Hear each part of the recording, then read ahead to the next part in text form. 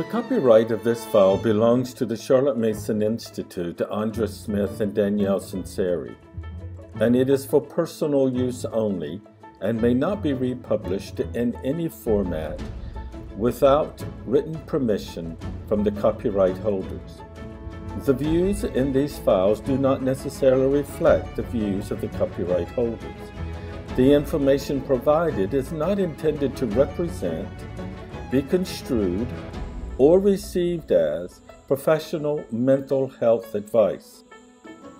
The copyright holders encourage everyone with mental health needs to work closely with a licensed provider that fits those needs.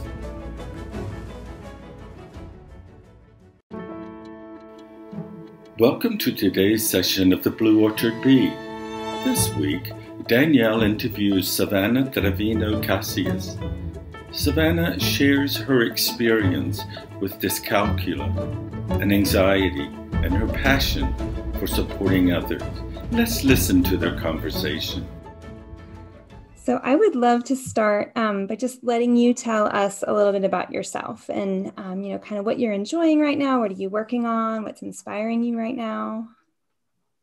Sure. Yeah. So I was originally diagnosed with dyscalculia in the 6th grade. Okay. But I struggled with math, ever since I really started school. But it wasn't really, I had just struggled so much and I had been held back a grade up at that point. So I think, my mom really wanted me to get tested for dyscalculia or some kind of learning disability or difference because she knew something was going on. And so that was when I was diagnosed. And at that point, I started getting special education services. And that usually looked like, just getting extra time on tests, quizzes, some modifications with different homework assignments or class assignments, and also getting to take more breaks and really working with the special education teacher off and on throughout the week. I was never put into like a sole special education classroom. I always maintained, being mainstreamed throughout my education. And I kept getting special education all throughout high school, up until the end of high school. And I got my bachelor's degree in psychology from Arizona State University. And I received accommodations for that, in my undergrad through disability services. And now I am getting my master's degree in mental health counseling, and I will be graduating in December. So right now I'm just finishing classes. I'm doing an internship at a therapy private practice here in Phoenix. So I have a small caseload of clients, and I'm just chugging away. I'm still doing all my classes online. I know a lot of people are still, kind of home-based. So I'll do that, I think through the fall or up till the fall. And I'm doing all of my internship via telehealth. And I have been working for Understood and the National Center for Learning Disabilities. I went kind of hand in hand with those two organizations. And I was able to really, be involved with them when I received the Ann Ford Scholarship through NCLD, the National Center for Learning Disabilities. And I received that for college. And so I was, that's where I really began kind of that journey. Mm-hmm. And that kind of led me towards being involved with Understood as well as a blog writer, content creator. And now I've just done a lot of consulting work for them, for both organizations. And I've done a lot of I've been a part of the leadership council at NCLD. So we've talked to a lot of members of Congress to try and get, legislation passed for students with disabilities. So I've done a lot of work, and, that really has inspired me and my passion for working within the learning disability community. And I really see myself being a mental health therapist still, but more geared towards working with students within the education system, or even specifically with learning disabilities. Because I feel like, and I'm glad you brought up that article, the one specifically about anxiety, because I feel like there's such a big push, rightfully so, for students to do well, to meet education needs, and to make sure they succeed as best as possible in school. But I feel like mental health and emotional health kind of tends to be put on the back burner. And I know myself, I've really dealt with a lot of anxiety regarding math, and just like really low self-esteem growing up, which never, kind of went unchecked for so long, until I reached kind of high school, beginning of high school age, when I really started to, just really think about it and kind of self-reflect and get some help in that, for that. And so that's really where my passion for working within the community has come from. And I really, see myself continuing on that work in my professional setting. So I hope that wasn't too much all at once. No, it's perfect. When I found you through Understood, through that article, as somebody with autism, we so often have that anxiety piece too. And I find for me personally that it completely changes the way that I experience, those differences and how I am able to interact with the world. And I'm wondering if you find that too with dyscalculia, that when you have anxiety, does it change the way that you experience that difference as well? Oh yeah, it does, very much so. It was really difficult because I feel like, if I didn't really have anxiety that kind of stemmed from it, I think I would have just been able to just kind of jump into, learning the math and really tackling that aspect. But also having to deal with the anxiety that came with that was just another, not a barrier, but just something that I knew I needed to work on, that, and I knew would be kind of ongoing. Even, now doing math and having taken like statistics courses now in graduate school, it was as if, there were some instances when I was back as, in elementary school. It kind of felt like, just really struggling with anxiety and stress and I was like, wow, I've come this far. And I know I can do it if I have extra support and work really hard. But there are instances where I felt as if I was just that kind of afraid little person, I guess, so it's definitely ongoing, and something that I'm always striving to improve and just kind of work on, throughout my life. So would you say that what are sort of the biggest challenges that you experience? Would you say they're more practical or they're more academic then? So I think it's kind of changed. Probably in college, maybe towards the end of college, it was more academic. But now, having been in graduate school and really, I'm beginning to enter, kind of a professional setting, it's more practical. And things such as figuring out time differences, paying with money, or, making change. I don't drive, and I'm 25, so I haven't learned how to drive yet, because of my dyscalculia. Because sometimes dyscalculia affects like depth perception and spatial awareness, and so I haven't really tackled that as of yet. And it's things like that, little things that I feel like people don't really realize can stem from a learning disability or difference. And I try to explain it to people, and they just kind of brush it off. They're like, oh yeah, I'm bad with time too, or like I hate making change, that's why I pay with a credit card. And I'm just like, no, like, sure, I can pay with a credit card, but I want to know, you know, I want to make sure that I know how to do these certain things that I feel like adults know how to do, you know, or that's kind of expected from me. So it's definitely shifted over time. And I feel like that's just kind of the natural progression of kind of just human development, you know, and growing up.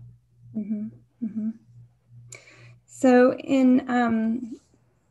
within our context with the Charlotte Mason Institute, we tend to talk a lot in terms of math curricula. We tend to talk about like playing with math and having a positive relationship with math. And I know there are a lot of parents and teachers in our group that kind of struggle with that idea and whether it's like, is that actually a reasonable goal for a child that has a processing difference that affects math? So I'm wondering what you think from your perspective when you hear those phrases, playing with math or, you know, having a positive relationship with math. What does that mean to you?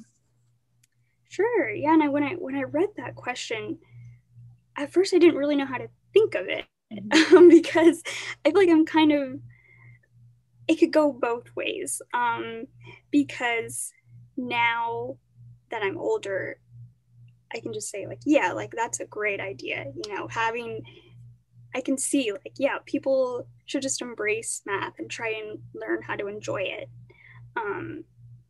But having been in, you know, the shoes of someone with, or having had a learning difference and growing up with one, I had a very strong hatred for math. And that just really, you know, no one really taught me or showed me that I could like math. And, you know, I just learned how to hate it. And I just, you know, it never really changed. And it was always something that I was afraid of. And so I don't know, because I don't know if I would have been able to change that, if that makes sense, or if that would have been something that would have been kind of on the forefront of my mind. I think it definitely would have helped me if someone maybe would have reached out and just try to show me how to enjoy math. I don't really know what that would look like though, because, you know, I think what would have been helpful would have been to just let me know that it would be okay to learn math maybe a different way, or it would have been okay if I was learning at a different pace. Because, you know, right now, I still don't like math, but I don't hate it. But I definitely, for me, it's always, or not always has, but as of kind of recently, it's been something that I want to not overcome, but just kind of challenge myself with. And it's always something that I feel like it's kind of a goal, you know, that I've wanted to work on. And I wrote an article, I can't remember if it was through NCLD or Understood, but it was about the words, like, I'm not a math person, because so many, you know, it's so common these days for people to be like, oh, you know, I hate math. Like I'm not a math person, like, you know, it's just so common.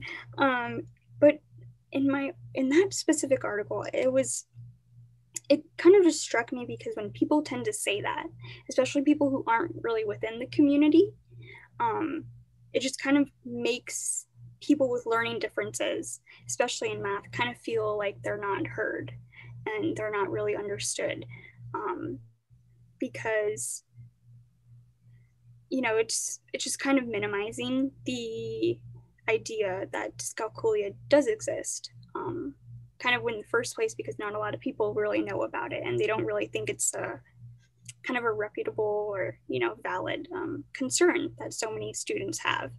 So I don't really know where I was going with that, so I apologize. It's kind of all over the place. No, I appreciate your perspective. It's really, I think, important for people to see. And kind of one of my missions is to make sure that we all, you know, whatever kinds of challenges we're dealing with, that we have a platform where we can share that with, you know, the parents and teachers and people who really need to hear those perspectives. Especially, I think, as adults, we have, a different perspective looking back to and having grown. Yeah. So I think that's really helpful. What is it that you, and maybe you've already answered this, I'm not sure, maybe I'm being redundant, but what is it that you really would want caregivers, whether they're parents or teachers, to know about the student with dyscalculia? It's kind of that nugget that they need to hear. Yeah, I think kind of the main thing would be to really teach self-advocacy skills, and especially for something like dyscalculia, because it's very hidden, and it's just something that is not, kind of like I said, it's not really valid, and people don't understand it. And so I feel like just really allowing, their children to understand what dyscalculia is, and to understand how they can advocate for themselves, and kind of what resources they have that are there for them, kind of, and even across the lifespan. Because, so many, even in the classroom setting, and even if their teacher might understand that the child has a learning difference, but they might not really know what it looks like, or they might not know what the child deals with on a daily basis. Kind of all the different components. It's it's way more than just doing math problems, or figuring out math language, that type of thing. It really spans across the life span, and just kind of the child's world and environment. And so I would say, yeah, definitely just teaching self-advocacy skills, and not being afraid to really learn about what dyscalculia is, and kind of the specifics that certain child might be dealing with, because it looks different for everybody. Mm-hmm. Mm-hmm. What is it that you would like to, is there anything different, I guess, that you would like to say to kids or teenagers that are struggling with learning differences? Yeah, I would say just don't be afraid to struggle, and don't be afraid to reach out for help, because there are people out there who can help you, and who are willing to listen to you, and also just really, I've always been the type of person to encourage people to embrace their learning difference, and not really shut it away or try and cure it, because it's not really something that can be cured, and it's really something that follows you throughout your life. So don't be afraid of it. And I've always been a person to try and have people understand how they can incorporate it into their own identity, and their own personal story, because it's a part of them. Mm-hmm. And I feel like people should just embrace those parts of themselves, whether or not they want to be outspoken about it, or talk about it on a daily basis. That's a personal choice, but just really being able to incorporate it and embrace it within their life and their identity, I think, is pretty essential. Yeah, that's such I think a healthy perspective to take. And similarly with autism, it's kind of something that I try to think about, and I have children with autism too, and just really talking about, like, this is a part of who we are. This is just part of our personhood, and it's not something to be afraid of or ashamed of, or. Yeah, exactly. Yeah, it's nothing that's bad, and I really feel like just being able to embrace the uniqueness of it, and the way that it makes you different and unique, but also just very special, because we learn differently, and that there's nothing wrong with that. We think differently, and that's perfectly fine. It makes us who we are. Yeah. We are so glad you listened in today. Join us again next week when Jennifer Swearingen, Molly Gripple, and Danielle chat about a book that Jennifer is currently reading entitled Neurotribes, by Steve Sippelman. See you next time.